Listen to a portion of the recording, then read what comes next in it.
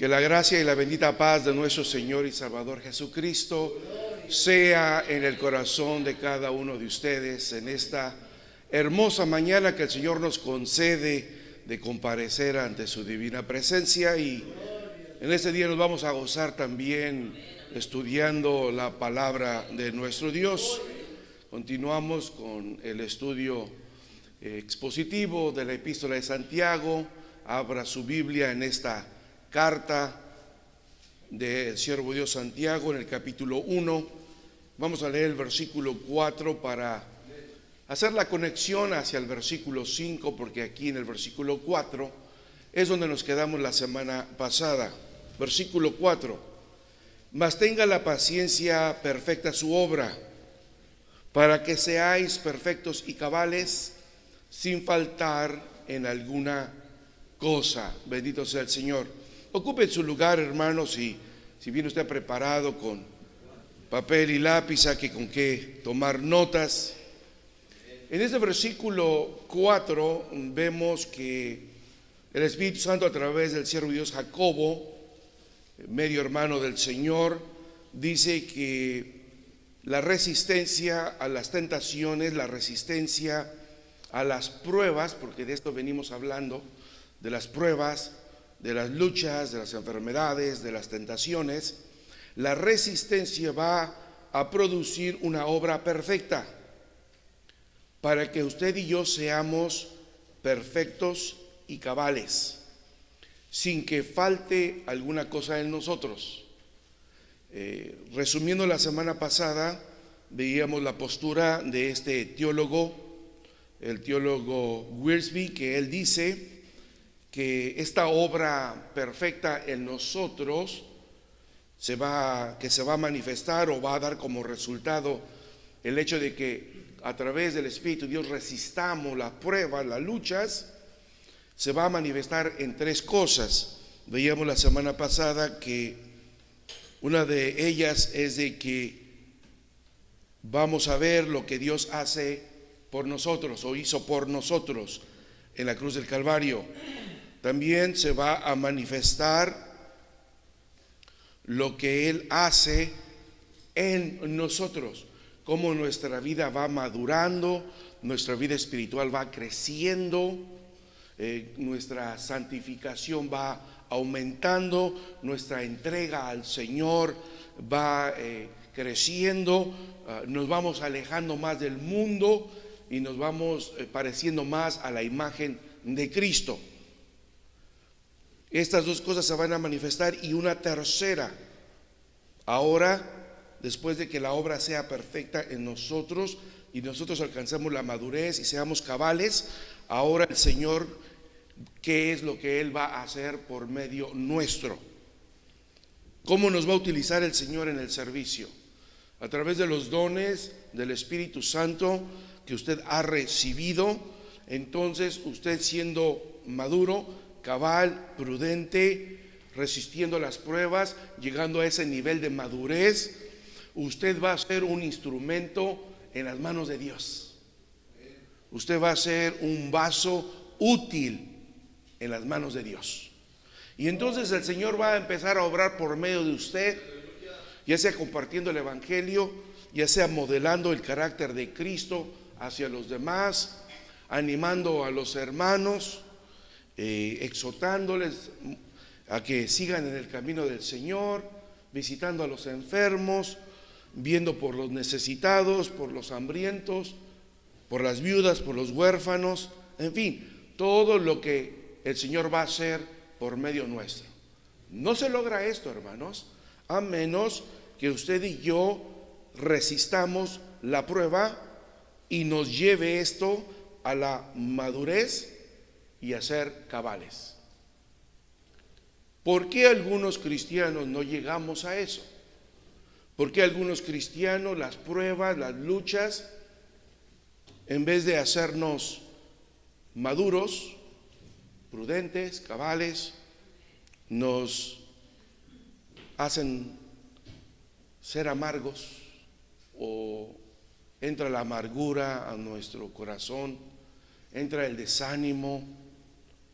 ¿Por qué en ocasiones las pruebas, en vez de que produzcan esto en nuestra vida, hacen que nuestra fe mengüe, que nuestra fe se debilite? Entonces, el mismo Espíritu, a través de Jacobo, da él la solución. ¿Qué nos hace falta? ¿Por qué cuando vino la prueba nos amargamos, nos enojamos, le reclamamos al Señor, nos airamos y ya no se llevó a cabo en nosotros la resistencia, la madurez y el llegar a ser cabales? Bueno, porque nos faltó un ingrediente importante. Versículo 5. Esa es la conexión al versículo 5. Si alguno de vosotros tiene falta de sabiduría. Eso fue lo que nos faltó, hermanos.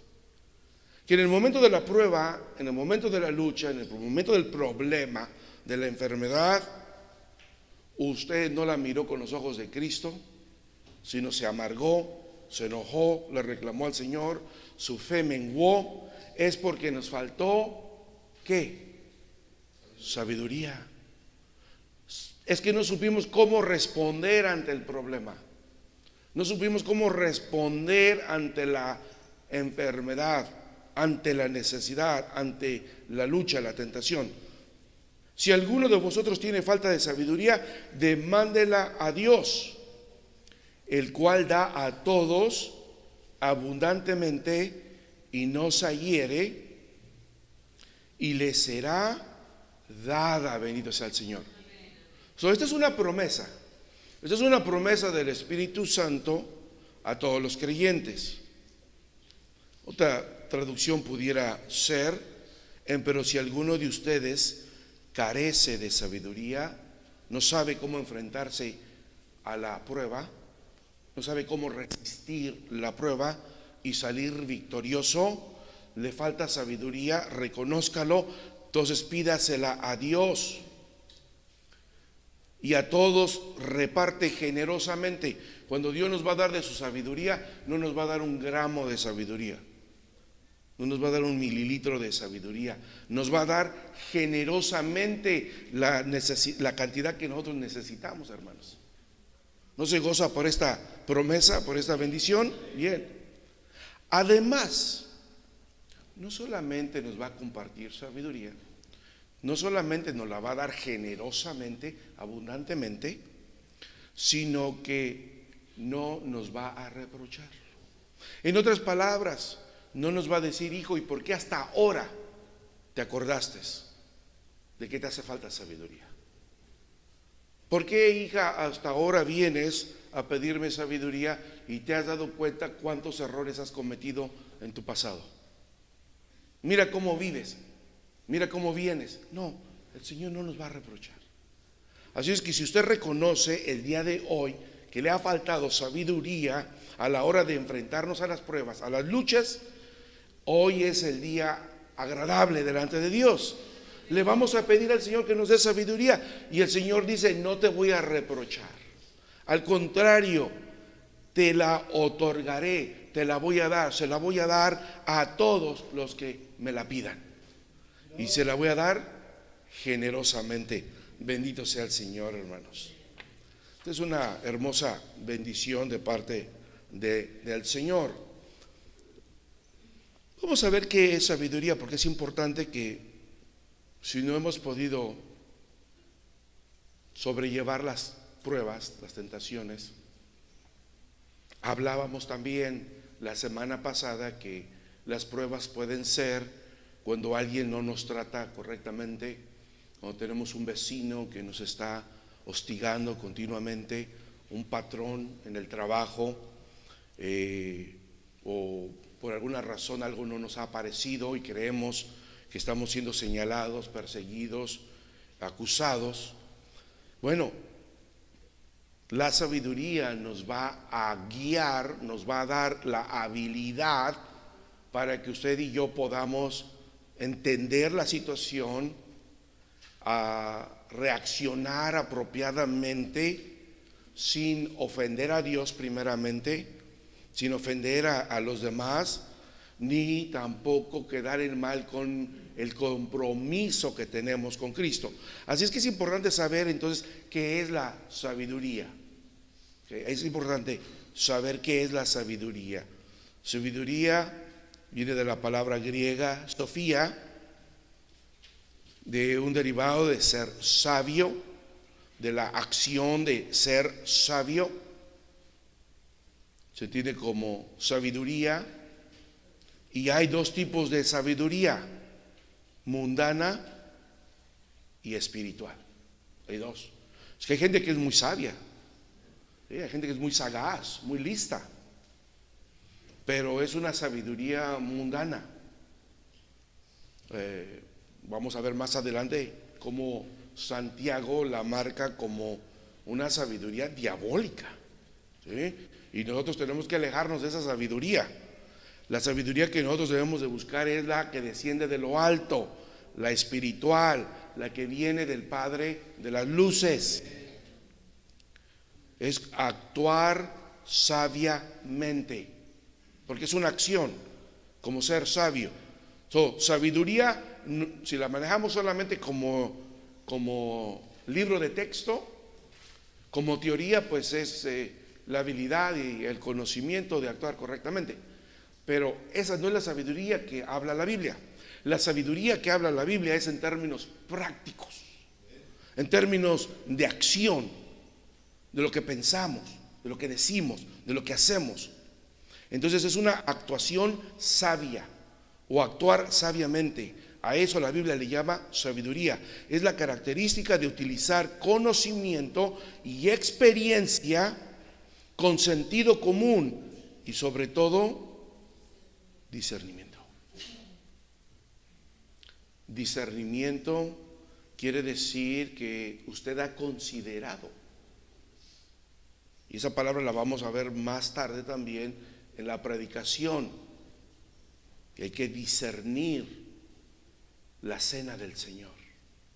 Entonces aquí la palabra quiere decir que vamos a considerar seriamente en la cena del Señor lo que vamos a participar, lo que representa la mesa del Señor. Aquí y en otras tomas de decisiones, de que usted considera seriamente, analiza los pros y los contras, analiza lo que está sucediendo, la prueba, la tentación o la lucha, la enfermedad, y usted la va a considerar y va a actuar, a reaccionar correctamente bajo la sabiduría espiritual. El problema de la gran mayoría de nosotros es de que en el momento de la prueba, del problema, simplemente reaccionamos sin pensar. Se nos dice algo, se nos corrige, se nos llama la atención, no nos detenemos a meditar, a discernir lo que se nos está diciendo. Reaccionamos simplemente. Dejamos que nuestra reacción carnal tome control de nuestros pensamientos y reaccionamos en vez de meditar. Medite usted, hermano. ¿Qué le están diciendo? ¿Qué está sucediendo? ¿Qué le están haciendo? Y entonces eche mano usted de la sabiduría espiritual para que con sentido común, su experiencia y el conocimiento de la palabra de Dios, usted pueda tener una respuesta correcta. También entendemos que Sofía, sabiduría, es la capacidad de comprender y funcionar de acuerdo a la ocasión, y esto correctamente. O sea, ¿es el momento? No es el momento, ¿ok? Espero, cierro mis labios, después vemos esto. Es el momento, es el lugar. Todo eso es importante para el cristiano, comprender, saber y ponerlo en práctica. Tampoco estoy diciendo, hermanos, que de la noche a la mañana vamos a poder dominar esto, ¿verdad? Porque es toda una vida que llevamos reaccionando conforme a nuestros pensamientos, conforme a nuestra carne, conforme a lo que creemos que nos molesta, nos afecta, o a lo que consideramos que es una injusticia. Entonces no, necesitamos con calma analizar esto y empezar a ponerlo en práctica. Y es como todo, hermanos. Dice por ahí un dicho sabio, que la práctica hace al maestro. Entonces, practicando esto, vamos a llegar a la maestría. También decimos que sabiduría es la característica de utilizar conocimiento y experiencia con sentido común y con discernimiento. Conocimiento que hace posible el desempeño hábil de una actividad. También es posible interpretar Sofía como la adquisición de conocimiento y puesto en acción a través de la sagacidad, la inteligencia y el entendimiento. El Señor Jesús en una ocasión envió a 70 de sus discípulos de 2 en 2 y les dio instrucciones, les dijo: vayan. Y los envío, dice, como a ovejas en medio de lobos. Así es que ustedes tienen que ser sagaces, listos como una serpiente, pero mansos como una paloma. ¿Sí? La serpiente es muy inteligente, es muy sagaz, sabe cuándo dar la mordida, cuándo no, espera oportunamente el momento. Entonces es lo que Jesús le estaba diciendo a sus discípulos. No reaccionen nada más así por reaccionar. Piensen, mediten, analicen. Y esto nos va a convenir, nos va a ir bien, dice el Señor, si tomamos con calma esta situación. También Jacobo no solo habla acerca del conocimiento, de tener conocimiento, de conocer la Biblia, sino de la capacidad de tomar decisiones sabias en circunstancias difíciles. Porque hay hermanos que conocen la Biblia de principio a fin. Sin embargo, ese conocimiento pocas veces se ve reflejado en sus vidas a la hora de la toma de decisiones. Entonces es la habilidad de utilizar ese conocimiento. Cuando necesitamos sabiduría, debemos orar a Dios y Él suplirá abundantemente nuestras necesidades. Los cristianos no tienen por qué andar a tientas en las tinieblas, con la esperanza de tal vez encontrar la respuesta a la situación. No, la sabiduría de Dios está a nuestra disposición, hermanos, para guiar nuestras decisiones. Será importante, hermanos, que usted y yo echemos mano entonces de la sabiduría a la hora de abrir nuestros labios, a la hora de reaccionar ante una situación. Sí, hermanos. Si en ese momento usted no sabe cómo reaccionar o piensa que va a reaccionar carnalmente, deténgase, órele al Señor, pídale sabiduría, entendimiento, y yo estoy seguro por las Escrituras que Él va a responder con una respuesta o favorablemente a su necesidad, a su petición, hermano. También vamos a abundar un poquito más sobre la sabiduría. Sabiduría significa discernimiento práctico y comienza con el temor a Dios. Eso puede ser muy importante, amado hermano, muy importante. Si usted tiene temor a Dios, si usted tiene reverencia a Dios, si usted tiene respeto a Dios, fíjese bien, si tenemos respeto a Dios, reverencia a Dios, y vamos a Romanos capítulo 13, donde dice que Dios ha puesto las autoridades aquí en la tierra, al presidente, a los jueces, a los policías, y que ellos representan de alguna manera la autoridad de Dios, y que no hay autoridad aquí en la tierra si no es dada de parte de Dios, porque Él quita y pone reyes. Bien, entonces si entendemos que tenemos temor hacia Dios, debemos de tener temor y respeto ante las autoridades que el Señor ha puesto, sí o no, hermanos. Entonces, un cristiano no se puede poner a discutir con un oficial, con un policía. No. Un cristiano no puede ponerse al tú por tú con un juez. Fíjese. La palabra de Dios nos pide que aunque el rey no sea un buen rey para la nación, debemos orar por él. Sí, debemos orar. El presidente que tenemos no es infalible, comete muchos errores. Necesitamos orar por él para que Dios le dé sabiduría. Y lo primero, para que respete a la iglesia, para que no se meta con la iglesia, para que vivamos quieta y reposadamente, vivamos tranquilamente. Entonces, por temor a Dios, reconocemos la autoridad y le pedimos a Dios que les dé sabiduría. Por temor a Dios, reconocemos la autoridad en la iglesia también, o los diferentes niveles de autoridad que tenemos en la iglesia. Y no nos vamos a poner, ¿verdad?, a discutir con ellos. Necesitamos entender todo esto correctamente, hermanos, porque de esa manera y solamente de esa manera usted y yo estaremos echando mano de la sabiduría. Porque el temor a Dios nos conduce a una vida recta y resulta en la capacidad creciente para distinguir lo correcto de lo erróneo. Dios está dispuesto a darnos esa sabiduría, pero no podremos recibirla si nuestras metas están centradas en nosotros mismos. En nosotros mismos.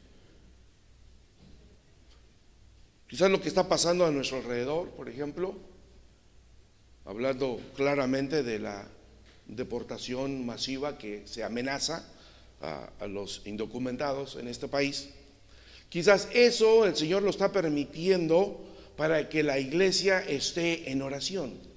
Para que usted que está en esa situación de riesgo, usted esté orándole al Señor ahora más que nunca, ayunándole al Señor para que usted sea guardado, ¿verdad?, y no se encuentre en esa situación.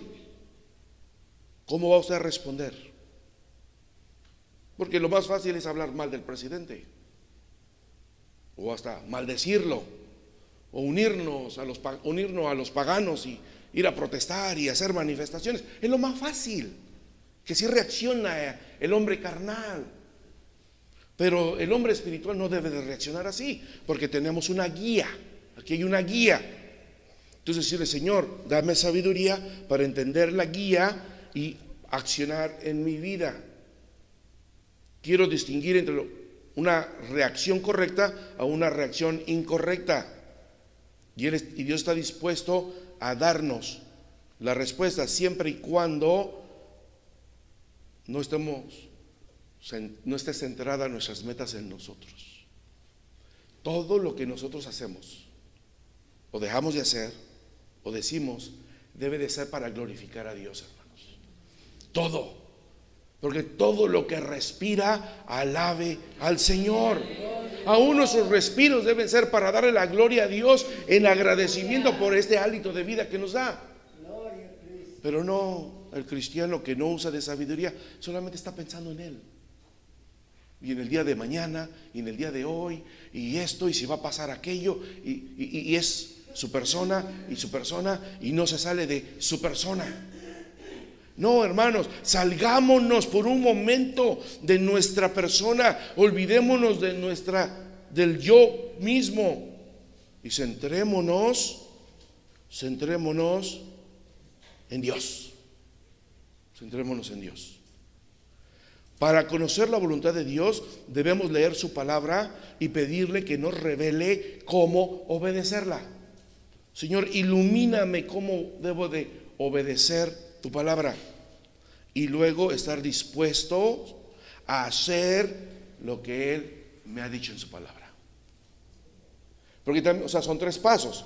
Número 1, conocer su palabra. Segundo, que nos dé la fortaleza para obedecerla, y después llevarlo a cabo, hacerlo, hermanos. Algunos nos quedamos solamente en la teoría, en el conocimiento, y rara vez lo practicamos. El Señor nos está pidiendo que lo practiquemos, hermanos. Que de aquí en adelante hagamos caso al Espíritu Santo y a lo que Jacobo nos está diciendo sobre la sabiduría y sobre lo que tenemos que hacer. Mire, Colosenses 1:9 dice: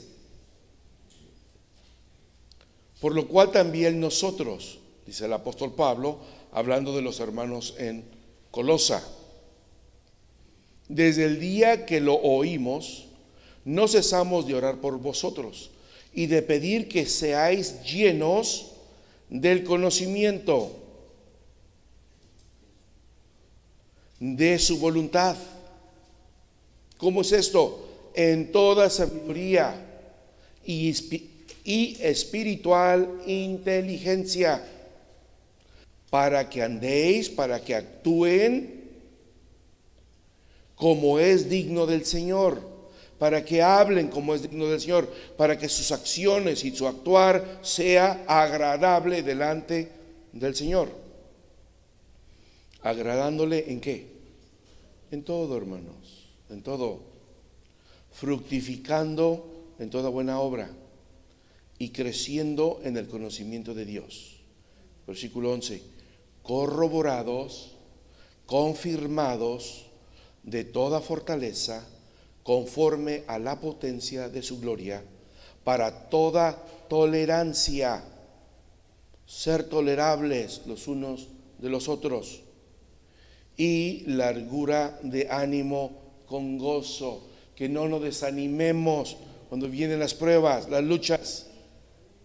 Bendito sea el Señor. Pero mire, quiero hacer notar lo siguiente, que el apóstol Pablo está diciendo: desde que oímos de que ustedes recibieron el Evangelio y empezaron a caminar en el camino del Señor, nosotros nos hemos puesto a orar por ustedes.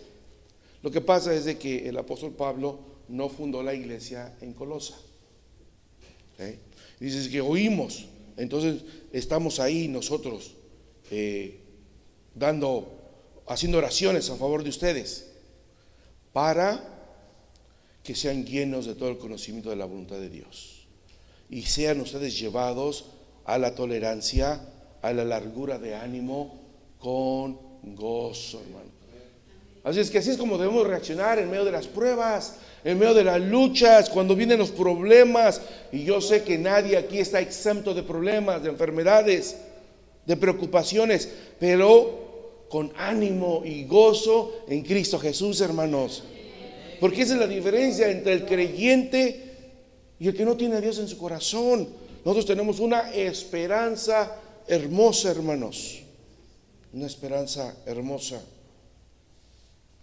Cuando los creyentes afrontamos tiempos de prueba, sea física, emocional, moral o espiritual, es cuando más necesidad tenemos de la sabiduría de Dios. Y a veces es cuando más nos alejamos de la iglesia. Es a veces cuando menos oramos, cuando menos leemos la Biblia. Como esperamos que el Señor pues nos ayude, nos dé sabiduría. Por eso es que Salomón en esos momentos él decía: fíate, agárrate, confía en Jehová con todo tu corazón y no te apoyes en tu propia prudencia. Reconócelo en todos tus caminos, dale la preferencia al Señor. Deja de pensar en ti y en tu comodidad y en lo que tú quieres y en lo que te hace falta y en lo que te están haciendo y en lo que te están señalando. Olvídate de ti por un momento. Reconoce al Señor en todas tus acciones y Él va a enderezar tus veredas. ¿Por qué tomamos tan personal, hermanos, cuando alguien nos señala? ¿Por qué tomamos tan personal cuando alguien en el trabajo nos llama la atención, por ejemplo? Y hay personas que les llaman la atención en el trabajo y se cambian de trabajo, y por eso vemos que después de 10 años de trabajo han estado en 11 trabajos diferentes. ¿Por qué? ¿Por qué lo tomamos tan personal? ¿A qué creen que se deba eso? Lo tomamos muy personal. Es que me hicieron, es que me dijeron, es que me marcó, es que me señaló. ¿Sí entiende? Yo creo que sí comprende, ¿verdad?, a qué se debe. De que estamos muy sumergidos en nuestra persona, hermanos. ponemos demasiado valor a nuestra persona. Y nosotros, sin Cristo, ¿qué valemos? Somos un pedacito de tierra, sí, un granito de tierra. Gracias a Cristo que valemos mucho, porque por la sangre de Cristo es que nuestro valor es incalculable. Bueno, por la sangre de Cristo que nos ha limpiado y nos ha redimido y nos ha perdonado de todo pecado, nos ha rescatado, por esa sangre ahora debemos responder nosotros en sabiduría, en prudencia, no devolver mal por mal, sino bien por mal, no hacer caso al enemigo, sino hacer caso a la sabiduría de Dios. No seas sabio en tu propia opinión, teme a Jehová y apártate ¿de qué? Del mal o del malo. Si haces esto, amado hermano, si haces esto, amada hermana, si hacemos esto, será medicina a tu ombligo y tuétano a tus huesos. En otras palabras, ¿qué es lo que hace la medicina? La buena medicina cuando alguien está enfermo. ¿Lo enferma más o lo restaura? Lo restaura, lo sana. Si hacemos esto, empezaremos a sanar nuestro corazón. Sanará nuestra llaga, sanará nuestra amargura, sanará nuestra ira, sanará nuestros arranques de ira y de imprudencia.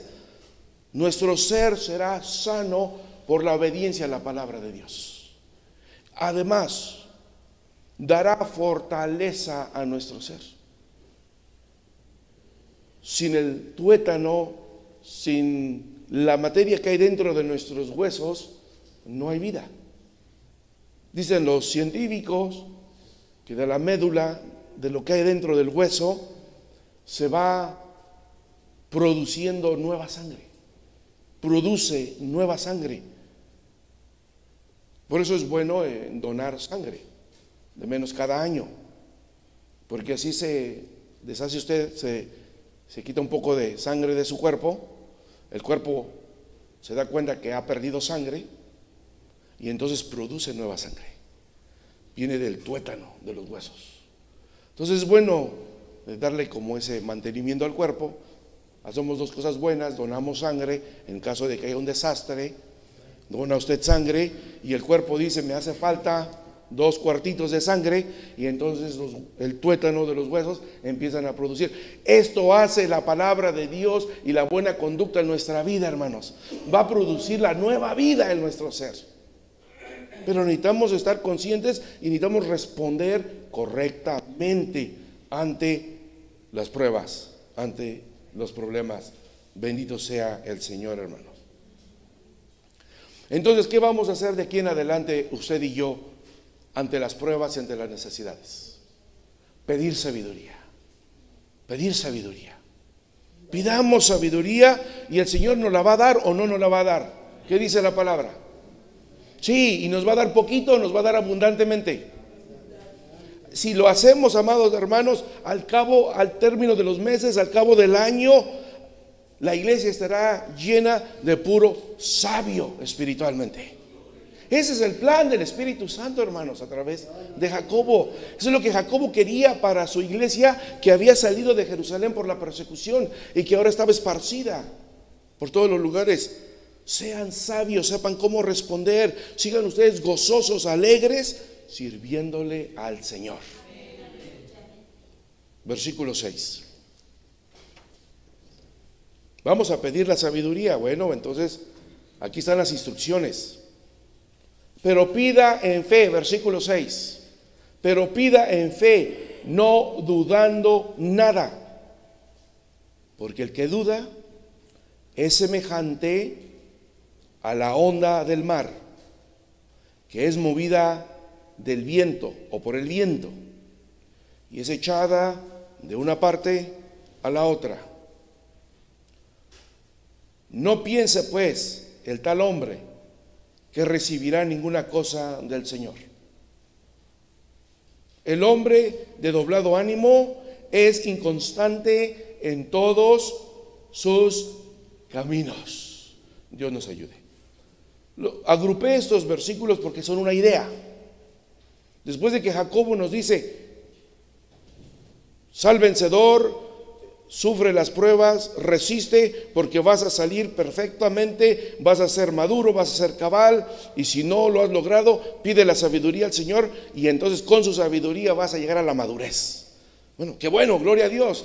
Todo el mundo está contento con Jacobo por las instrucciones, pero ahora viene una advertencia. Pero hay un pero. Hay un pero. La condición, hay una condición. La condición es de que hay que pedir con confianza y con dependencia. Pero pida con confianza y dependencia, sin dudar nada, porque el que duda es como el oleaje del mar, que es arrastrado por el viento y es sacudido de un lado a otro. Aquella persona no se suponga, no se haga conjeturas que recibirá alguna cosa del Señor. El hombre de lealtad dividida es inestable en todos sus caminos. Y me preocupa esta palabra, en todos sus caminos. No está hablando acerca de su caminar cristiano, sino incluye a la familia. Cómo estamos, si hablamos de los varones, la cabeza del hogar, y tenemos este problema, cómo estamos guiando nuestro matrimonio, cómo estamos guiando a nuestros hijos, cómo estamos caminando en el trabajo con nuestros vecinos, cómo estamos caminando, cómo estamos relacionándonos con los hermanos en la iglesia, etcétera, en todos sus caminos, en todas sus acciones, en todas sus actitudes. Bien, vamos a, hasta donde el tiempo nos permita, vamos a ir digiriendo esto y poco a poco, con la ayuda del Espíritu de Dios. Pero primero aquí hay una condición. Hay que pedir, dice la Biblia, con fe, ¿correcto? Esa es la palabra que tenemos en la versión antigua. Pida con fe. Buscando esta palabra, es la palabra pistis. Pistis. Analizando esta palabra más de cerca, hay algunas opciones para el traductor. La más segura es fe. Si usted traduce fe correctamente, porque ya tiene el estudiante de la Biblia el compromiso de ir a investigar todas las facetas de la fe. Una de ellas es confianza. La otra es dependencia. Usted tiene fe en algo porque depende de aquello. Si usted va a viajar al sur de California, tiene usted su carrito, dice, mi carrito me lleva. ¿Verdad? Tengo fe que mi carrito va a aguantar el viaje, subir la montaña y regresar. Es que usted depende de que ese carrito no se descomponga. Usted depende en el campo del animalito que le va a ayudar en el trabajo, de que tiene la fortaleza el animal. Usted va a poner a los bueyes o a las mulas junto a la yunta. No va a poner a un gato o a un perro a hacer el trabajo, porque usted sabe que no puede depender de él para ese trabajo. Fe quiere decir que usted tiene amplia confianza y dependencia de Dios. Reconoce su dependencia. ¿Por qué? Porque usted cree firmemente. Usted ha sido persuadido, convencido que lo que usted va a poner su fe, o en quien usted va a poner su fe, tiene y cuenta con todas las credenciales de credibilidad. Dios cumple esos requisitos, ¿o no, hermanos? Claro, Él ha demostrado día tras día que podemos confiar en Él, porque tiene la credibilidad, porque no nos ha fallado. Él no falla, tiene un poder inigualable, un amor eterno. Bendito sea el Señor. En otras palabras, pedir con fe es tener esa convicción moral, especialmente la confianza en Cristo para la salvación, un aspecto abstracto de constancia en tal profesión.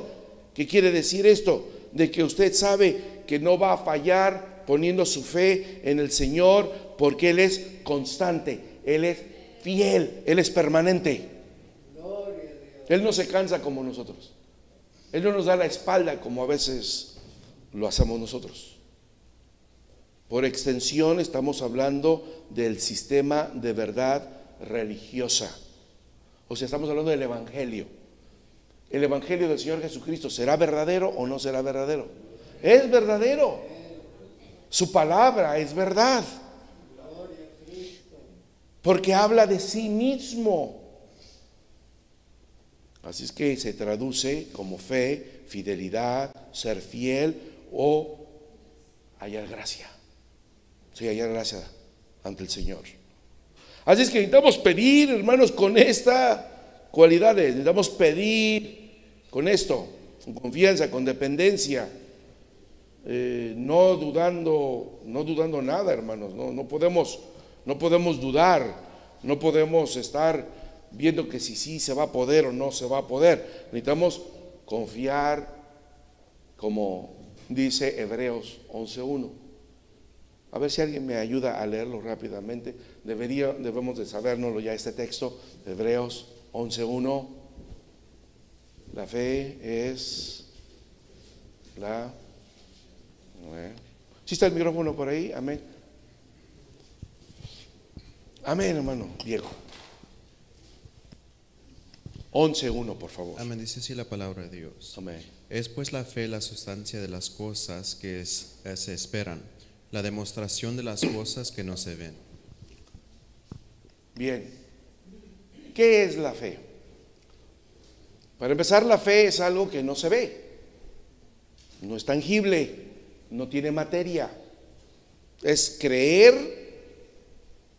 es tener confianza en alguien, es creer completamente en alguien. Bien. Y dice, esta fe no la puedes ver, no la puedes tocar, pero cuando esta fe es verdadera, es la misma sustancia de las cosas que se esperan. Este lápiz, por ejemplo, es de plástico, por eso lo puedo tocar. Usted lo puede ver, puede palpar. Cuando nuestra fe es así fuerte en Cristo Jesús, usted puede ver lo que viene. Usted puede palparlo ya en sus manos, la bendición que viene del cielo.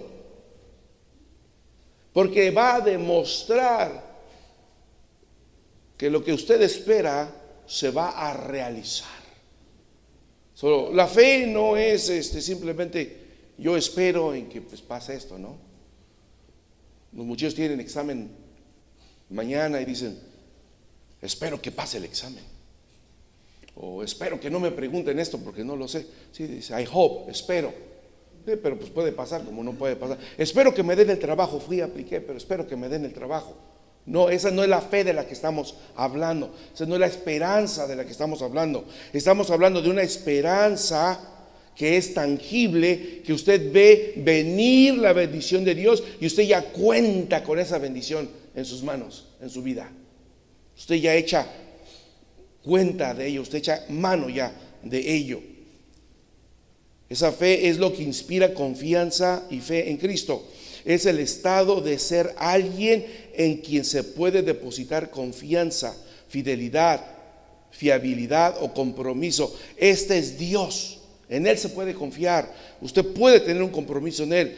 Él es fiable o confiable, Él es fiel. Entonces no duden en depositar su fe en Jesucristo. Es una fuerte confianza y dependencia en alguien o algo, a menudo entendiendo en quién se deposita esa confianza. Cuando usted deposita su confianza en Cristo, usted está seguro que va a salir victorioso, hermano. ¿Por qué? Porque Jesús dijo, yo voy a la cruz voluntariamente y voy a dar mi vida por muchos, y en mi sangre sus pecados serán perdonados. ¿Y cuál es la comprobación de esto? De que yo resucitaré al tercer día. Ustedes verán que yo me voy a levantar de entre los muertos y volveré a vivir. ¿Y lo hizo así el Señor o no lo hizo? Sí, y su tumba está vacía. Entonces, Él es digno de toda la confianza, hermanos. Lo que Él dijo que iba a hacer, lo hizo. Y entonces Él es digno de confianza. Entonces, con esa magnitud, usted dice, pida, pero pida con fe. No dudando nada, no dude. Porque el que duda es semejante a la onda del mar. Semejante a la onda del mar. ¿Qué le pasa? Aquí está utilizando una forma lingüística, una forma de un símil, y dice, mire, esa persona que se hinca y le pide a Dios que le dé sabiduría, pero no tiene total confianza, no lo hace con toda la fe, no lo hace como si ya contara con esa sabiduría, que ya viene en camino esa sabiduría, si no lo hace con esa fe y duda, dice, aquí ahí está, ese símil, es semejante a la ola del mar. ¿Qué le pasa a la ola del mar? Dice nuestra Biblia, es movida del viento. ¿Cómo dice la antigua versión? ¿Es movida del viento? Sí. Esta palabra es una palabra más agresiva que nuestro traductor no utilizó. Se traduce como arrastrado, que es arrastrado. Abemisumai, que es arrastrado, ser movido por el viento, ser impulsado o llevado por el viento, como las olas que son sacudidas por el viento y se golpean contra las rocas y entre sí o entre sí mismas. Dicen los de Veracruz es que el mar está picado, ¿verdad? No sé cómo le dicen en algunos otros lugares o en algunos otros países, cuando el mar está bravo, se dice en algún lado, ¿verdad? Está agitado. Usted mira cómo las olas chocan contra las rocas y las olas contra las olas. Y dicen, ahorita nadie se meta al mar porque pierde la vida.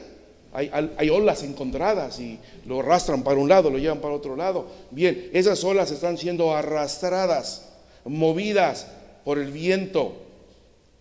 Dice, echadas de una parte a la otra. Esta palabra echada también se traduce sacudidas, como ser lanzado a la fuerza de un lado a otro. Aunque haya movimiento, no hay avance, se está moviendo. La ola se mueve y va y viene, pero no está avanzando. No es que la ola avanzó, ahí está, pero hay movimiento, pero no hay avance, porque el movimiento es solo de ida y vuelta y hace que el objeto permanezca más o menos en el mismo lugar. Cuando una persona cae entre esas olas encontradas y las olas lo llevan de un lado para otro, lo jalan y lo dan vueltas y usted lo puede ver como da vueltas, pero no puede salir, pero tampoco avanza. Ni lo echan en tierra firme, ni se lo llevan al mar. Ahí nomás están las olas, pero lo están ahogando. La persona está siendo sacudida. En otras palabras, hay movimiento. Sí, la persona se ve que el creyente pues tiene movimiento, va, viene al servicio, va, viene, hace, pero no avanza. Participa, colabora, hace esto, hace aquello, pero él no va avanzando. Las olas de su incredulidad, de su duda, lo van arrastrando de un lado para otro. Hay movimiento, pero no hay avance. Esto es delicado, hermanos. Esto es preocupante. En otras palabras, lo que Jacobo está diciendo es que una mente inestable no está plenamente convencida de que el método de Dios es el mejor. Se le acerca el hermano, le da el consejo, se le acerca el obrero, le da el consejo, se le acerca el pastor, le da el consejo, pero no lo toma porque no está convencido plenamente que el método de Dios es el mejor. Yo tengo mi método, hermano. Yo tengo ya mi plan. Yo ya tomé mi decisión. ¿Sí? Trata la palabra de Dios como un consejo humano cualquiera y se queda con la opción a obedecer o desobedecer. Es que yo ya tengo mi plan, hermano, pero mire lo que la palabra de Dios dice. Sí, veo, sí, y lo entiendo, lo escucho, pero yo voy a hacer lo mío. ¿Qué está pasando con este hermano? Está siendo arrojado, arrastrado, sacudido por las olas. Va y viene, y pues no avanza, no crece, no madura.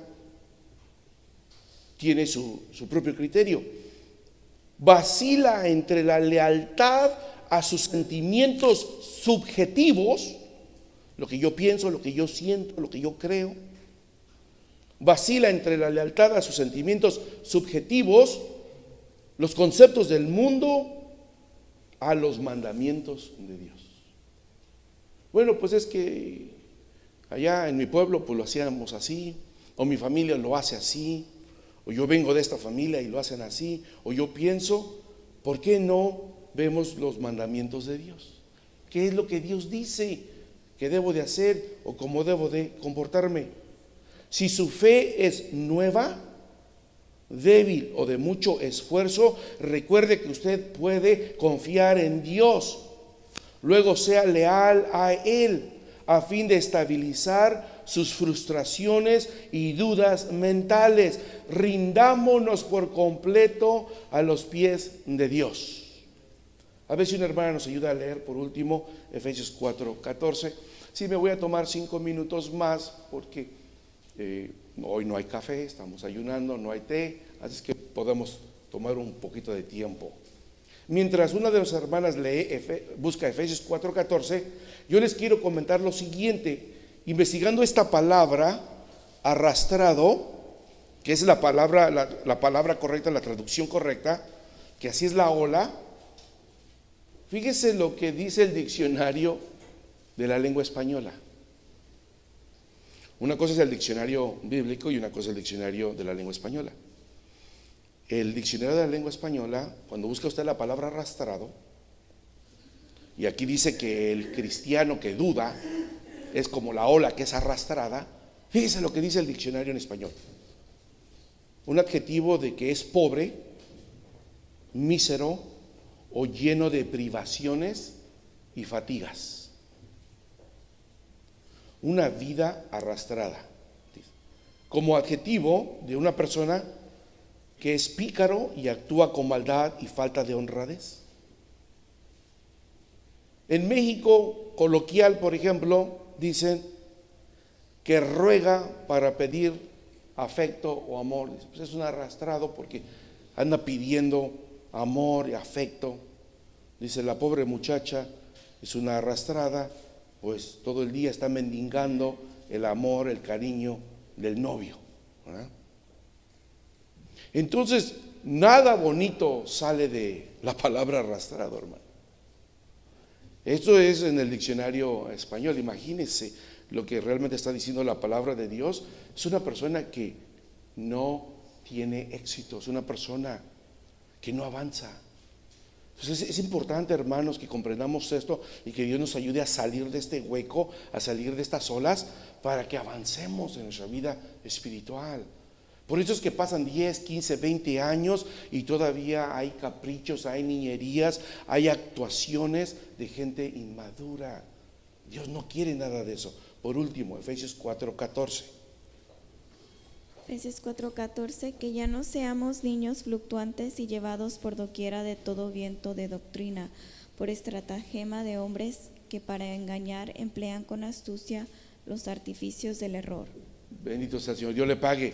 Esta misma palabra, arrastrados, que ya no seamos arrastrados, llevados por todo tipo de doctrina, que ya no seamos niños, dice la palabra de Dios. Sí, seamos niños, pero en la malicia. Pero en cuestión del conocimiento de Dios, seamos maduros, seamos fuertes, templados, para no ser arrastrados. Es que por allá dijeron aquello, es que tal predicador dijo aquello, creo que eso tiene mayor sentido. Bueno, vea las escrituras, ver qué dice la palabra de Dios. Entonces tengamos ese cuidado. El Señor nos dice, solo tienes que hacer es pedir sabiduría. ¿Qué debemos de hacer, hermanos? Pedir sabiduría.